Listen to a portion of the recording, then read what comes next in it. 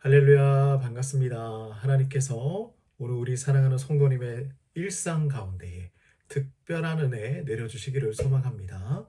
자, 날씨가 많이 추워졌는데요. 우리 건강 유의하시고 또 하나님께서 주시는 말씀 붙들고 오늘 하루도 승리하시기를 간절히 소망하고 바랍니다. 자, 오늘 말씀은요, 로마서 12장 말씀입니다. 우리는 매일의 삶 속에서 어떻게 하나님을 기쁘시게 할 수 있을까 고민할 때가 있어요. 자, 주일에 교회에서 예배를 드리고 말씀을 읽고 또 기도도 하지만 우리의 일상의 삶에서 우리의 신앙을 어떻게 살아가야 할까 고민될 때가 있죠. 우리의 가정, 그리고 직장, 또 친구와의 관계, 이 속에서 하나님께서 기뻐하시는 삶의 모습은 무엇일까? 자, 오늘 말씀을 통하여서 함께 나눠보고자 합니다. 자, 어떻게 일상 속에서 실천할 수 있을까? 자, 로마서 12장 말씀은 이렇게 시작을 하고 있어요. 자, 1절 말씀을 보겠습니다. 그러므로 형제들아 내가 하나님의 모든 자비하심으로 너희를 권하노니 너희 몸을 하나님이 기뻐하시는 거룩한 산 제물로 드리라. 이는 너희가 드릴 영적 예배니라 라고 말씀을 하고 있죠. 자, 여기서 산 제사라는 것은요, 단순히 교회에서 드리는 예배를 말하는 것이 아니에요. 바울은 우리의 몸 전체를, 삶 전체를 하나님께 드리라 라고 말하고 있는 것입니다. 자, 우리가 매일의 삶 속에서 행동과 말과 생각을 통해 하나님께 영광을 돌리는 것이 바로 하나님께서 기뻐하시는 예배라는 것이죠. 하나님께서 기뻐하시는 행동, 하나님께서 기뻐하시는 말, 하나님께서 기뻐하시는 생각, 이것을 우리의 일상 가운데 실천하며 살아가는 것입니다. 자, 한 유명한 요리사가 요리란 단지 음식을 만드는 것이 아니라 손님에게 나의 열정과 마음을 드리는 것이라고 말을 했습니다. 자, 이 요리사는요, 단순히 음식을 조리하는 것이 아니라 요리하는 그 모든 과정을 통해서 손님을 섬기고 최고의 음식을 대접하고자 노력하는 것이죠. 그의 삶 자체가 요리하는 시간 속에서 헌신이 드러나는 바로 그러한 놀라운 모습입니다. 자, 우리도 마찬가지예요. 하나님께 드리는 이 예배는요, 주일 예배 시간에만 정해져 있는 것이 아닙니다.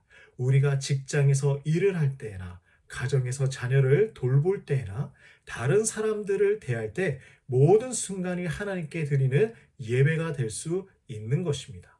자, 우리의 삶의 모든 영역에서 하나님을 기쁘시게 하려는 마음으로 행동하는 것, 이것이 바로 하나님께 드리는 산 제사, 살아있는 예배라는 것이죠. 자, 그래서 바울은요, 세상의 방식에서 벗어나야 한다라고 우리를 향하여 말씀하고 있습니다. 자, 2절 말씀도 봅시다. 너희는 이 세대를 본받지 말고 오직 마음을 새롭게 함으로 변화를 받아 하나님의 선하시고 기뻐하시고 온전하신 뜻이 무엇인지 분별하도록 하라 라는 것이죠.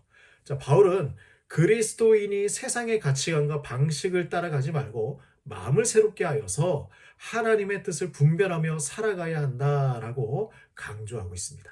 자, 세상은 우리에게 성공, 또 외모, 인기, 또 물질적인 것, 이런 것들을 추구하라고 이야기를 합니다. 그러나 그리스도인은 이러한 세상의 가치관에 휘둘리는 사람들이 아니에요.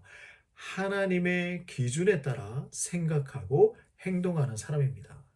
우리가 더 하나님이 기뻐하시는 것이 무엇인지, 하나님이 원하시는 것이 무엇인지 우리 분별하며 살아가는 것이죠.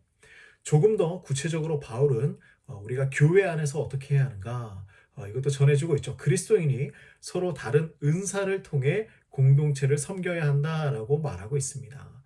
자, 이것은 교회를 하나의 몸으로 비유한 것인데요.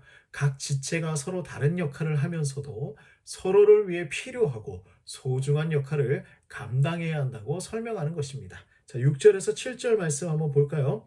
우리에게 주신 은혜대로 받은 은사가 각각 다르니 혹 예언이며 믿음의 분수대로 혹 섬기는 일이며 섬기는 일로 혹 가르치는 자며 가르치는 일로 혹 위로하는 자면 위로하는 일로 구제하는 자는 성실함으로 다스리는 자는 부지런함으로 긍휼을 베푸는 자는 즐거움으로 할 것이니라 라고 말씀을 하고 있죠.